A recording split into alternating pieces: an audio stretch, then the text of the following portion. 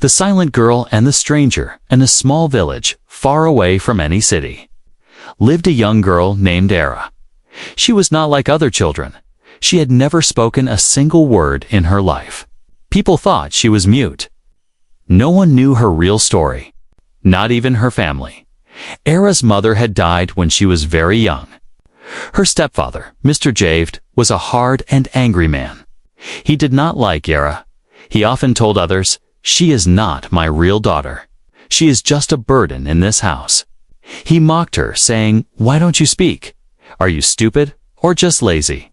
Era heard these words every day. She felt pain in her heart, but she never cried in front of anyone. Instead, she cried quietly at night, holding a small glowing stone close to her chest. The stone was her only secret, a gift from her real mother. Before she died, the stone would shine softly, giving her a little hope and comfort in the village. Everyone avoided Era. Children did not play with her, and adults whispered about her behind her back. Some people said she was cursed. Others believed she brought bad luck. Era walked alone, always silent, always sad. One cold evening, Mr. Javed was in a bad mood. He had lost money in gambling, and he was angry at the world. He called Era loudly. "Come here. Why are you always hiding?" Era slowly walked into the room, her eyes on the ground. "Look at you," he shouted. "You are useless. You can't even speak. You are not my daughter. I wish you were never born." Era just stood there, her hands holding the glowing stone in her pocket. She did not look up. She did not say a word. Mr. Javed's voice grew louder. "People say you are cursed. Maybe you are. You bring me shame every day. Maybe it's time to get rid of you." Suddenly, there was a loud knock on the door. It was late. Mr. Javed was surprised.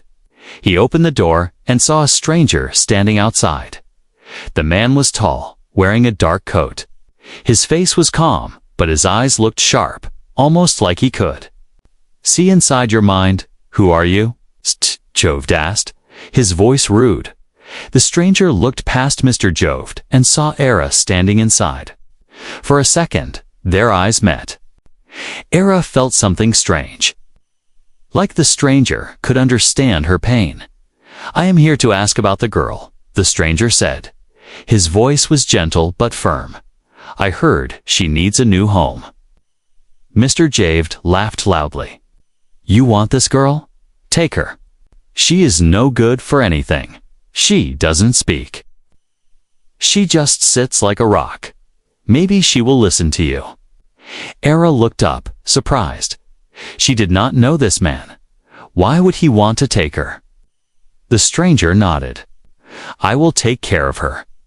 She will not be a problem for you anymore." Mr. Javed grabbed Era by the arm and pushed her toward the stranger. "Good luck.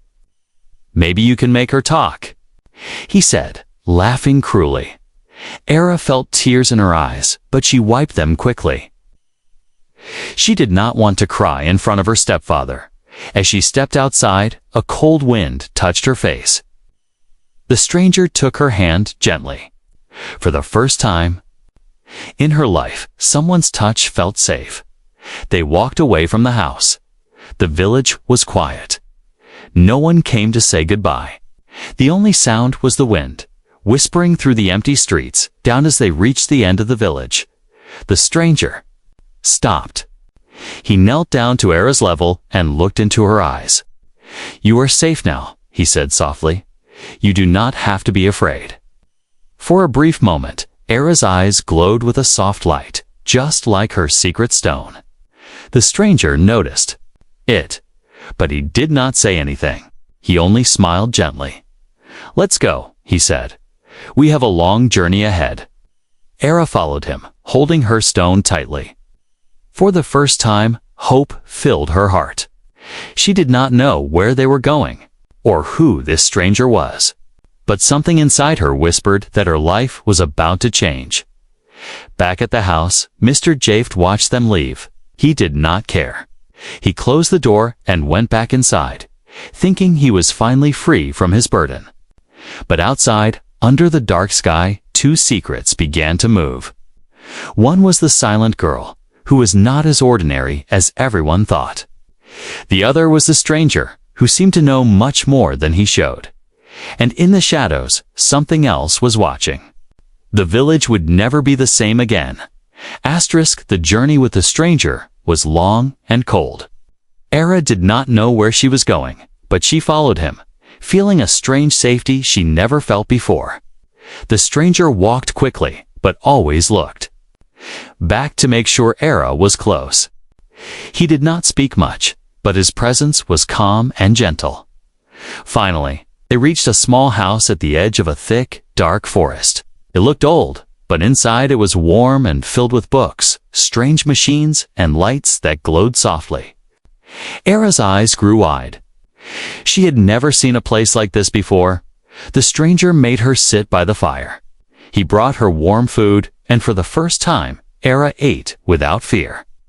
While she ate, the stranger watched her with kind eyes. "My name is Dr. Yusuf," he finally said, breaking the silence. "You are safe here. No one will hurt you." Era looked at him, but said nothing. She only nodded slowly. Dr. Yusuf opened a small notebook and started to write. He did not write normal things. Instead, he drew symbols, strange shapes, and lines. He looked at Era. "Do you understand these?" he asked, showing her the page. Era's eyes widened again. These were the same symbols she sometimes saw in her dreams. She took the pencil from his hand and began to draw quickly. Circles, stars, and line symbols she did not learn from any book, but somehow remembered. Dr. Yusuf watched her carefully. "Who taught you these?" he asked, his voice almost a whisper. Era shook her head. She tried to speak, but no words came. Instead, she drew more and more, her hand moving fast. Dr. Yusuf took the paper and studied it. The symbols made no sense to him, but he felt they were important, like a secret language. He remembered the moment when Era's eyes glowed. Something about this girl was different. Later that night, Dr. Yusuf ran tests. He scanned Era with strange machines, took her temperature, and checked her heartbeat. Everything was almost normal except one thing. Her blood had a tiny sparkle under the light, like small stars. Dr. Yusuf was shocked. He had studied science his whole life, but he had never seen this before. He wrote in his notebook, "Subject, Era, not human. Must investigate more." Era watched him, but she was not afraid. For the first time, someone was trying to understand her, not mock her. In the silence, Era took out her glowing stone and placed it on the table. The stone glowed brighter than before. Dr. Yusuf stared at it. "Where did you get this?" he asked. Era looked into the fire. In her mind, she saw her mother's face, kind and loving, handing her the stone on. A rainy night, saying nothing, just smiling. Tears came to Era's eyes. Dr. Yusuf touched the stone. It felt warm and seemed to pulse like a tiny heart. That night, while Dr. Yusuf slept, Era felt the urge to draw again. She found a blank wall in the hallway and started to make symbols with chalk. The symbols glowed in the dark, lighting up the whole room. Suddenly, the lights in the house flickered. The machines beeped. Dr. Yusuf woke up and rushed to her. He saw the glowing symbols on the wall and gasped. "What are you trying to say, Era?" he whispered. Era looked at him. For a brief moment, her mouth opened as if she would speak, but then she stopped herself. She pointed to the symbols, her eyes full of hope and fear. Dr. Yusuf took pictures of the wall. He did not understand the message, but he knew it was important. "There is more to you, Era. Much more," he said softly. Just then, a loud sound came from outside the house, like a car engine in the dark. Someone was here, and they were not friendly. Dr. Yusuf quickly turned off the lights. He motioned Era to hide under the table, He looked through the window and saw two men dressed in black, holding flashlights.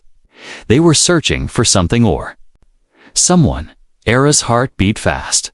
She held her stone tightly and prayed they would not find her. Dr. Yusuf whispered, "Stay quiet. They cannot find you. You are special, Era." Outside, the men looked around but could not see inside the house. After a few minutes, they left, their car disappearing into the night. Era came out from under the table. Dr. Yusuf hugged her gently. "You are safe." "For now," he said, but deep inside he knew their trouble was just beginning. The next morning, a strange quiet filled the small house. Sunlight came through the window, lighting up the symbols Era had drawn on the wall. They were still glowing, even in the day. Dr. Yusuf looked at them with tired eyes. He had not slept much, thinking about the men who came last night and about Era. He sat at the kitchen table, making tea, and watched Era as she stared out the window, her stone glowing gently in her hand. She looked calm on the outside, but inside her mind, hundreds of questions were spinning. Who was she? Why could she not speak? And why did her dreams always show stars in strange places? After breakfast, Dr. Yusuf decided to try something new. He showed Era a book filled with pictures of space planets, stars, galaxies. "Do you know these?" he asked gently. Era's hands shook as she turned the pages. When she saw a picture of a distant blue planet with golden rings, her eyes filled with tears. She touched the page softly, as if she was remembering something from long ago. Dr. Yusuf watched closely. He could see pain and longing in her eyes. He pointed to the planet. "Is this your home?" "All right." Closed her eyes and nodded slowly. Then, for the first time, she tried to speak. Her lips moved, but no sound came out. She pressed her hands over her mouth, feeling frustrated and afraid. Dr. Yusuf noticed her struggle. He took out a small device from his bag of voice recorder. "You can try to speak into this. Maybe it will help," he encouraged her. Era looked nervous, but she tried again. At first, only silence. Then, a tiny broken whisper escaped her lips. "Ho." Home. Dr. Yusuf's eyes widened. He had heard her. He smiled gently. "You did it, Era. You spoke." Era was surprised at herself.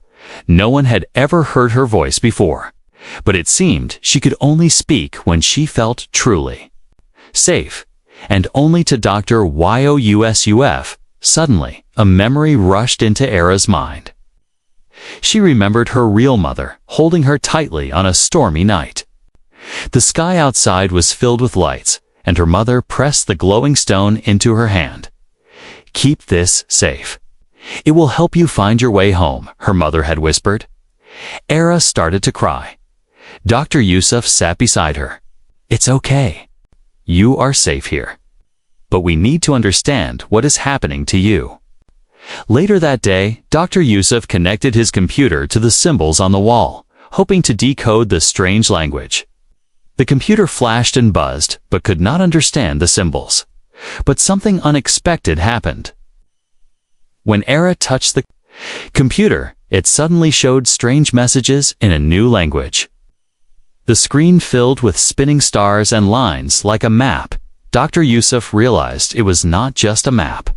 It was a message directions, maybe, to Era's home. But at the same time, his phone rang. He answered, and a cold, sharp voice spoke. "We know you have the girl. You cannot hide her forever." Dr. Yusuf's hands shook. He looked at Era, who sat quietly with her glowing stone. He hung up the phone. "Era, we have to leave soon. It is not safe here anymore." But Era did not look afraid. Instead, she looked stronger, as if remembering who she really was. As night fell, Era stood in the middle of the room. She raised her stone high. The symbols on the wall began to glow even brighter. The whole room filled with soft blue light. Dr. Yusuf stared in shock. In that magical light, Era turned to Dr. Yusuf. Her voice, small but clear, spoke only to him. "I trust you. Will you help me go home?" Dr. Yusuf nodded, his eyes full of wonder and fear. "Yes, Era, I promise. I will help you." But outside, in the darkness, strange shadows moved closer to the house. The people who were hunting Era were getting near. And now, a new journey was about to begin, one that would test both Era's secret powers and Dr. Yusuf's courage. Asterisk night fell on the little house at the edge of the forest. Inside, the air was thick with fear and hope. Dr. Yusuf hurriedly packed his bag with the glowing stone, Era's drawings, and his notebook. He knew they had to leave, soon someone was watching them. Era stood by the window, staring at the trees. In the darkness, she could see strange lights moving between the trunks, flashlights from the men in black. She pressed the stone to her chest, feeling its warmth give her courage. Dr. Yusuf touched her shoulder gently. "Era, we must go." "It's not safe here," he whispered. They slipped out the back door and ran into the woods. The ground was cold and wet. Branches scratched their arms and faces, but Era kept running. Dr. Yusuf tried to keep up, his breath coming fast. Suddenly, they heard voices behind them shouting, angry, and getting closer. The men in black had found their trail. Era and Dr. Yusuf ran deeper into the woods, until they came to an old, broken-down factory. The windows were cracked and the walls were covered in moss. But it was dark and quiet, a perfect place to hide. Inside, Dr. Yusuf searched for a safe corner. He found an old office with a heavy metal door and pulled Era inside. They sat on the floor, listening to the wind howl outside. Era hugged her knees to her chest. She remembered her stepfather's harsh words, echoing in her mind. "You are useless. You can't do anything. You are a curse." Her hands shook. Tears rolled down her cheeks, but she made no sound. Dr. Yusuf saw her fear. He knelt beside her. "Era, you are not useless. You are special. You are stronger than you think." Suddenly, the men in black entered the factory. Their flashlights swept across the broken walls. They shouted to each other, looking for any sign of the girl. Dr. Yusuf stood in front of Era, trying to protect her. But then, something strange happened. The stone in Era's hand began to glow bright blue, shining through her fingers. The symbols on her skin glowed too, just like the ones on the wall of Dr. Yusuf's house. She felt energy rush through her body, a strong, wild power. Suddenly, metal chair across the room lifted off the ground and flew toward the door, blocking it. Papers and small objects began to float in the air around her. Dr. Yusuf gasped. He watched as Era's eyes glowed like twin stars. She looked at the door, and it slammed shut by itself. The sound echoed through the factory, making the men in black stop in fear. Era was using her mind to move things, powers she never knew she had. The men in black tried to open the door, but it would not move. They shouted and pushed, but something invisible was holding it shut. Era felt the old fear in her heart, but now it was mixed with something new, belief in herself. Dr. Yusuf stared in amazement. "Era, you did this," he whispered. "You are not weak. You are powerful." Era looked at her hands, shaking with energy. She had never felt this strong before. The men in black began banging on the door, but it held firm. Era closed her eyes and concentrated. She thought of her mother, the stars, and the promise of home. Slowly, the stone's light faded, and the floating objects gently dropped to the floor. The door unlocked. Dr. Yusuf quickly took Era's hand. "Now is our chance. We must escape." They slipped out through a broken window at the back of the factory, just as the men in black broke down the office door. They ran into the night, hearts pounding, They did not stop running until they reached the edge of the forest. There, under the dark sky filled with stars, Era finally spoke again. "I'm not afraid," she whispered, her voice clear and strong. Dr. Yusuf smiled, proud and amazed, but as they walked into the darkness, both knew the danger was not over. The men in black would not give up easily. Era's powers had awakened, and now nothing would ever be the same. The night felt colder than ever as Era and Dr. Yusuf left the forest behind. Their faces were tired, but their eyes were full of hope. They walked quietly along an empty road, not speaking, listening for footsteps behind them. The world around them seemed strained, silent, waiting, watching. Finally, Dr. Yusuf stopped near an old bus stop and took out his map. "There is a place not far from here. We can hide there for the night," he said softly. Era nodded, holding her glowing stone. The light inside it was weaker now, as if it was resting too.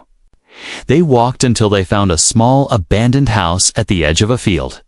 Inside, it was dusty and empty, but safe. Dr. Yusuf closed the door and checked every window. Aru sat in the corner, hugging her knees, as she felt both tired and restless, as if something important was about to happen. After some time, Dr. Yusuf gave Era some water and bread. He watched her with gentle eyes. "Era, last night you showed me your true power. But I know there's more inside you. Do you remember anything about where you come from?" Era stared at her stone, her eyes distant. Slowly, memories began to return, soft at first, then sharper, like pictures flashing in her mind. She saw her mother, tall and kind, with eyes just like hers. She remembered a house filled with strange music and blue light. She remembered running, hiding the sound of thunder in the sky, and her mother's voice whispering, "You must go to Earth. You are special. Keep the stones safe. Find your way home." Era began to draw again, using a piece of chalk she found on the floor. This time, the symbols formed a circle, a secret message only she could understand. Dr. Yusuf watched, amazed. "What does it mean, Era?" Era took a deep breath. She looked at him, her voice soft but clear. "It's a map, a way home." Dr. Yusuf studied the symbols. He realized they pointed to a place nearby a hill with 3 old trees. It was a place he had seen before, a place people said was full of mystery. Before they could leave, a sound outside made them freeze. Through a crack in the wall, Era saw shadows moving. The men in black had found them again. Their car headlights shone through the window. Dr. Yusuf whispered, "We have to go, now." He grabbed his bag, and Era hid the stone in her pocket. They slipped out the back door and ran across the field, keeping low so the men would not see them. As they reached the hill, Era stopped and looked at the 3 trees. The moonlight made the ground shine silver. She knelt down, feeling the earth with her hands. The stone in her pocket began to glow brighter, as if it could feel her excitement. Suddenly she heard voices, her mother's voice, calling from far away. "Era, you are almost home. Be brave." Dr. Yusuf stood beside her, ready to protect her, but before they could do anything, the men in black surrounded them. Their leader stepped forward, eyes cold and hard. "Give us the girl," he ordered. "She does not belong here." Era looked at Dr. Yusuf. For the first time, she was not afraid. She stood tall, her eyes shining. "No, I am not going with you," she said, her voice strong and clear. The men reached out to grab her, but something powerful stopped them. A wave of blue light burst from the stone, pushing them back. Dr. Yusuf pulled Era close. "You are not alone," he whispered. The men tried again, but the blue light was stronger than before. It formed a circle around Era and Dr. Yusuf, protecting them from harm. As the light grew brighter, Era remembered everything: her family, her world. and the secret promise her mother made. She turned to Dr. Yusuf, tears of joy in her eyes. "I remember. I know the way home now." Dr. Yusuf smiled, hope shining in his eyes. "Then let's go, Era. Let's take you home." But the danger was not over. The men in black still watched, waiting for another chance. The journey was not finished. The real test was just beginning. Era and Dr. Yusuf stood together under the 3 old trees on the hill. Around them, the blue light from the stone formed a circle, bright and strong. The men in black shouted from outside the circle, trying to break through. Their leader held a strange device, pointing it at Aira. Dr. Yusuf could see fear in the men's eyes, but also greed. They did not just want to capture Ari, they wanted her power. The stone in Era's hand grew warmer and brighter. Suddenly, the symbols she had drawn on the ground began to glow, connecting with the light of the stone. Era closed her eyes and listened to the voice inside her heart. "Be brave. You can do this." Her mother's voice echoed softly. The ground under their feet started to tremble. The wind grew stronger, making the trees shake. A swirling portal appeared between the trees, shining with blue and silver light. It looked like a doorway to another world. Dr. Yusuf stared at the portal in amazement. "Era, is this your home?" Kay asked. Era nodded, her eyes shining with tears. "Yes. This is my way home." Suddenly, the men in black attacked. Their leader rushed toward the circle with his device. Era's fear returned for a moment, but then she remembered everything she had learned on Earth. She was not helpless. She was not alone. She raised her hand, and the blue light from the stone became a wall of energy. The leader's device melted in his hand, and he fell back, shocked and afraid. But then, from behind the trees, a new figure appeared, a stepfather, Mr. Jaft. His face was pale, his eyes full of regret and confusion. He had followed the men in black, hoping to see what made Era so special. He called out, "Era, wait." Era looked at him. For a moment, her heart ached for all the pain he had caused her. But she also felt pity. She knew he was broken inside. Too, Mr. Jaft dropped to his knees, tears in his eyes. "I'm sorry," he whispered. "I was wrong. You are not a burden. You are a miracle." Era's eyes filled with tears. She forgave him, not with words, but with a gentle smile. Dr. Yusuf took Era's hand. "It's time. The portal will not stay open forever." The men in black tried one last time to stop them, but Era's power was too strong. With one final wave of her hand, the blue energy pushed them far away, and the circle of light closed. Around her and Dr. Yusuf, the portal pulsed, calling to Era. She turned to Dr. Yusuf. "Will you come with me?" she asked, her voice hopeful. Dr. Yusuf smiled. "I will go as far as I can, Era. You are not alone." Together, they stepped into the portal. The world around them changed. The air grew warmer, the sky brighter. For a moment, Era saw her mother waiting, arms open wide. But before Era could run to her, the portal trembled. Dr. Yusuf looked back and saw the men in black trying to follow. He pushed Era forward. "Go, Era. This is your home." Era hugged him quickly, tears on her cheeks. Then she stepped fully into the light. The portal closed behind her. The night was quiet once more. On Earth, Dr. Yusuf stood alone, smiling through his tears. "You did it, Era. You are home." And far away, in a world of stars and music, Era was finally where she belonged. But her story was not over. She had changed 2 worlds forever. The light of the portal faded. Era blinked as her eyes adjusted. Warm wind brushed her face, and a soft blue sky spread above her, no longer Earth's sky, but her true home.